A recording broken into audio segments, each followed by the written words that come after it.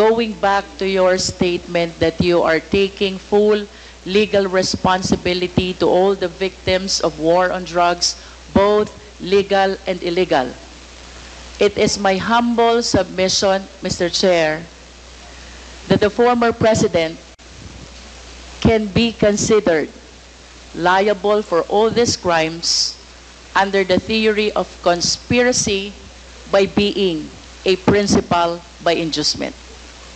I wish to manifest, Mr. Chair, that without the order, without the reward, these police operatives should not have resulted to killing a huge number of victims of war on drugs. Beg to disagree with your premise, ma'am. I understand, Mr. President, but that is a manifestation. Yes, but you know, Thank you, if Mr. police is President. supposed to do his duty. He goes to school for 2 years. He receives instructions to how to go about his duty, and we have to give the presumption of regularity. That's a principle of law. Thank you, Mr. President. Pag every time na may ginawa kaya in your favor is the principle of regularity, Presumption in the of regularity of duty. of performance of official duty, Mr. President. Thank you for your enlightenment. Mr. President, I wish to ask, with all due respect, considering your statement of taking full legal responsibility, both to legal and illegal activities, can I equate this statement of yours to an extrajudicial confession of guilt? Well, in a sense, yes. Wala na akong magawa eh. Are you saying yes, Mr. President? Yes, because I ordered the campaign against the drug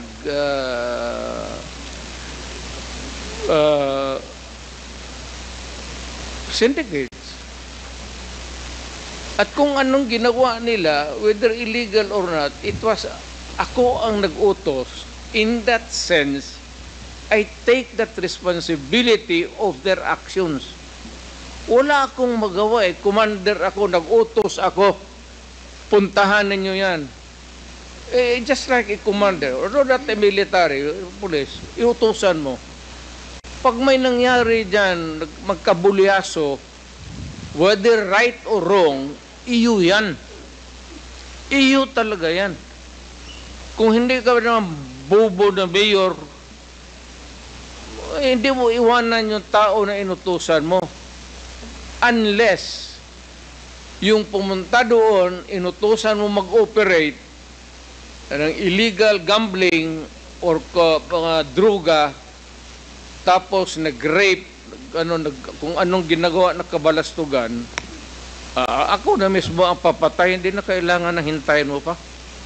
Mr. President, earlier, you conformed to my statement that I can equate your statement of taking full legal responsibility as an extrajudicial confession of guilt. You said yes to that.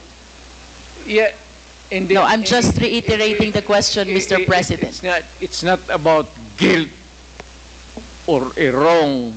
What I'm saying is that yung lahat ng inutusan ko yung war against drugs, o yung isang platoon dyan o isang batalyon, kung ano yung ginagawa nila, I take full responsibility for that. Mr. President, you are surrounded by, I believe, 4 lawyers. Hindi ko na kailangan, ma'am. Because you are a lawyer yourself. I can take of myself. I can take care of myself. And of course, you understand the elements of an extrajudicial confession. Yes. You confirm that you are of sound mind. And not only that, body Yes. as well. You confirm that your statement is voluntary. Yes. And of course, you confirm that you understand the consequences of your extrajudicial confession. Hindi naman alam kung hindi naman ito korte. So I understand, Mr. President. That's why we call it extrajudicial confession. It is not a confession, it is a statement coming from the mouth of a mayor or a president at that time. It is not a confession. You are characterizing the word. Mali, ma'am.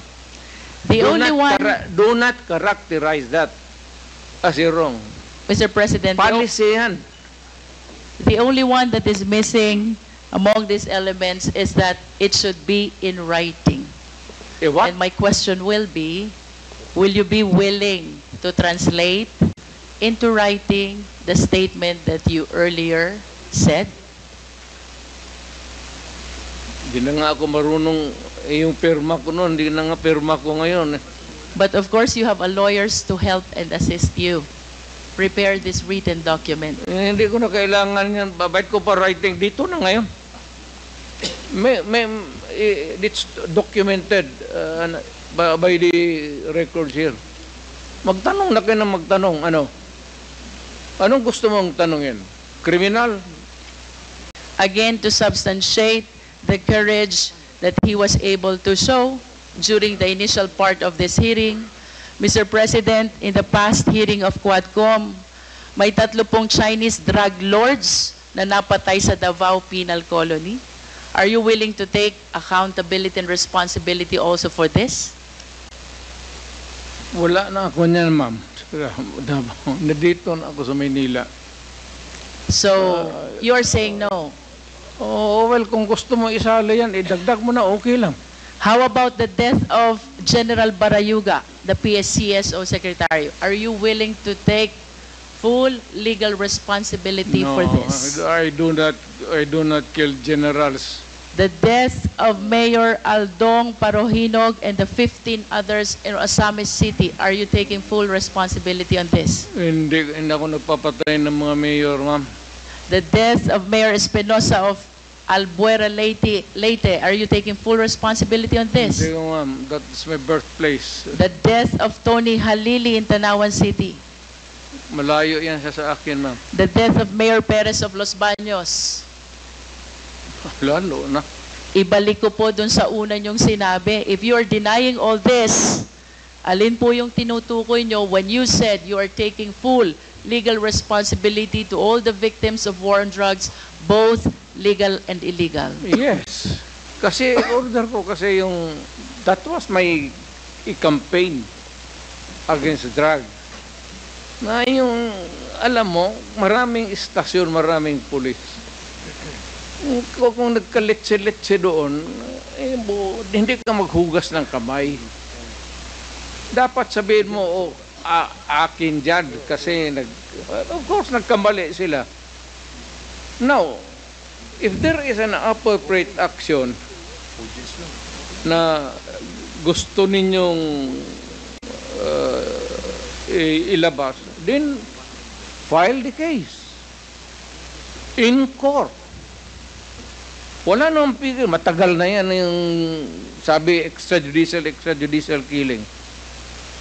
I am challenging anybody or everybody who makes the accusation, whether it is really true or not. It may be true. File the case in court because may korte tayo. And even if I will admit na totoo yan, you have to go to court because I will make the admission there again.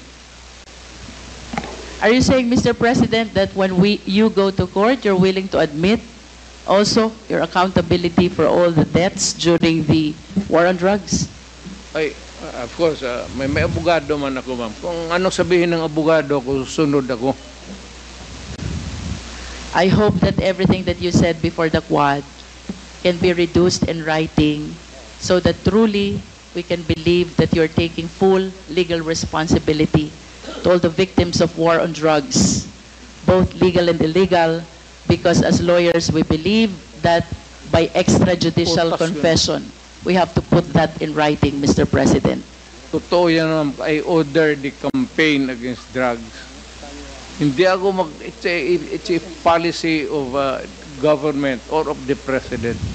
Hindi ako maghugas ng kamay. Hindi ako magsabi, hindi, kasi yung department niya, hindi, akin yun. Mr. President, last question. If one of these days the ICC will come, will you voluntarily submit yourself? Sipain ko pa sila, ma'am. But you said a while ago that if somebody will sponsor your fare to the ICC, you will voluntarily submit yourself to their investigation and jurisdiction. Yes. Pero kung sila magpunta dito, sipain ko. But will you confirm that you are willing to submit Oh. voluntarily yourself to ICC? Punta ko doon, sipain ko rin sila. Same. I have nothing further, Mr. Chair. Thank you, Mr. President.